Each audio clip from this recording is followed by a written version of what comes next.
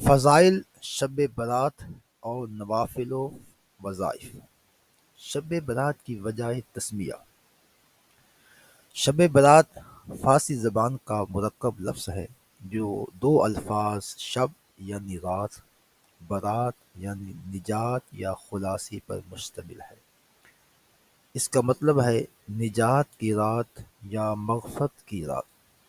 اس رات اللہ تعالیٰ بے شمار گناہ گاروں کو معاف فرماتا ہے، اس لیے اسے شب برات یعنی نجات کی رات کہا جاتا ہے۔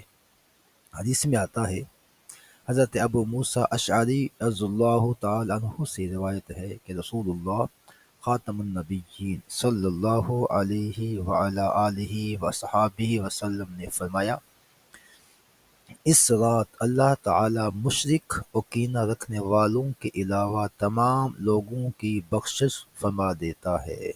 سنن ابن ماجہ۔ شب برات کی فضیلت۔ حضرت ام عائشہ صدیقہ رضی اللہ تعالی عنہا سے روایت ہے کہ رسول اللہ خاتم النبیین صلی اللہ علیہ وآلہ وسلم نے ارشاد فرمایا، اللہ تعالی عز و جل نصف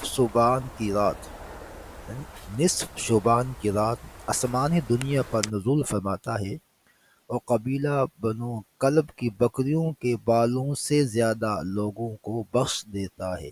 سنن ابو داؤد۔ مسند احمد بن حنبل۔ شب برات میں عبادت اور دن کو روزہ رکھنے کی فضیلت۔ حضرت ام عائشہ صدیقہ رضی اللہ تعالی عنہا سے روایت ہے کہ نبی کریم خاتم النبیین صلی اللہ علیہ وآلہ وسلم ایک رات یعنی شب برات کو کھڑے ہوئے نماز پڑھی، دعا کی اور روئے۔ پھر فرمایا، اے عائشہ، اس رات میں بنی آدم میں سے پیدا ہونے والے اور مرنے والے لکھ دیے جاتے ہیں کہ اسی رات میں لوگوں کے اعمال اٹھائے جاتے ہیں اور رزق نازل کیا جاتا ہے۔ یعنی شب برات کی رات سے لے کر آئندہ شب برات کی رات آنے تک جتنے بچوں نے پیدا ہونا ہے وہ بھی لکھ لیے جاتے ہیں، جتنے لوگوں نے اس دنیا سے جانا ہے وہ بھی لکھ لیے جاتے ہیں، اور لوگوں کا رزق جو ہے وہ نازل ہوتا ہے۔ تو تمام کا تمام یہ نامہ اعمال فرشتوں کے سپرد کیا جاتا ہے۔ حضرت علی رضی اللہ تعالی عنہ سے روایت ہے کہ نبی کریم صلی اللہ علیہ وآلہ وسلم نے فرمایا، جب نصف شعبان کی رات ہو تو اس میں قیام کرو اور دن کو روزہ رکھو، کیونکہ اللہ تعالیٰ اس رات غروب آفتاب کے وقت آسمانی دنیا پر نزول فرماتا ہے اور فرماتا ہے کوئی مغفرت مانگنے والا کہ میں اسے بخش دوں، ہے کوئی روزی مانگنے والا کہ میں اسے روزی دوں، ہے کوئی مصیبت زدہ کہ میں اسے عافیت دوں۔ یہ سلسلہ طلوع آفتاب تک جاری رہتا ہے۔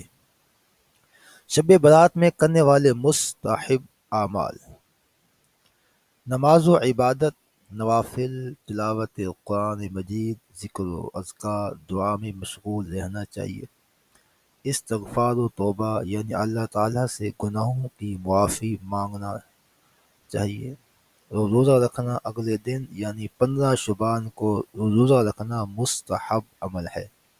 صلہ رحمی یعنی رشتہ داروں کے ساتھ حسن سلوک کرنا اور کینہ و بغض سے بچنا، مرحومین کے لیے دعا کرنا یعنی قبرستان میں جانا، مرحومین کے لیے مغفرت کی دعا کرنا، یہ سب کے سب اعمال مستحب ہیں۔